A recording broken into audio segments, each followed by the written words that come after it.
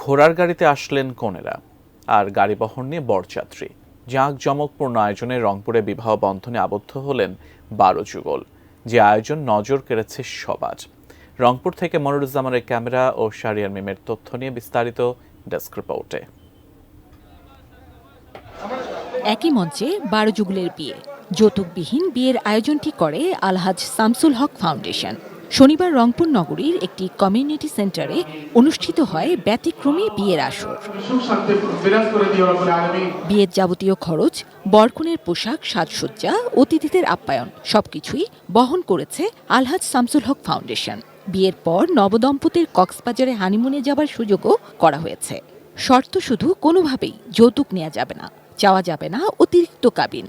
এমন উদ্যোগে বিয়ের পিঁড়িতে বসতে পেরে উচ্ছ্বসিত বররা। তারা যে সুন্দর উদ্যোগ নিয়েছে, তাদের প্রেক্ষাপটে, তাদের সহযোগিতায় আলহামদুলিল্লাহ এখন বিয়ের সাথে আলহামদুলিল্লাহ হয়ে গেছে। এত সামর্থ্য এখনো হয় নাই, যা এখানে অনেক সহযোগিতা করার কারণে আমি বিয়েটা করতে পারতেছি।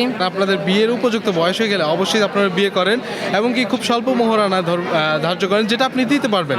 আর এমন আয়োজনের সঙ্গী হতে পেরে বেশ আনন্দিত অতিথিরা। ইসলামিক শরীয়ত মতে যে বিয়েটা দিচ্ছে, এটাতে আমরা সকলেই অনেক খুশি। আমার দৃষ্টিতে খুবই ভালো, এটা একটা নজিরবিহীন ঘটনা। যৌতুকবিহীন বিবাহ খুবই ভালো লাগলো এখানে এসে আর কি। যৌতুকের কুপ্রথা বিলুপ্তি এবং লোক দেখানো দেনমোহরে না ঝুঁকতেই এমন উদ্যোগ নিয়েছে সমাজসেবামূলক প্রতিষ্ঠানটি। এই বার্তা তারা ছড়িয়ে দিতে চান সারা দেশেই। ব্রেকফাস্ট, টিফিন কিংবা স্ন্যাক টাইমে মজাদার আয়োজন মানে অল টাইম ব্রেড। এই যৌতুক বিরোধী বিয়ে একটা নিছক বিয়ে নয়, একটা নিছক একটা অনুষ্ঠান নয়, এটা একটা আন্দোলন। আমরা এই কর্মসূচিটা শুরু করেছিলাম 2023 সালে চট্টগ্রামে 3টা বিয়ে দিয়ে আমরা শুরু করেছিলাম।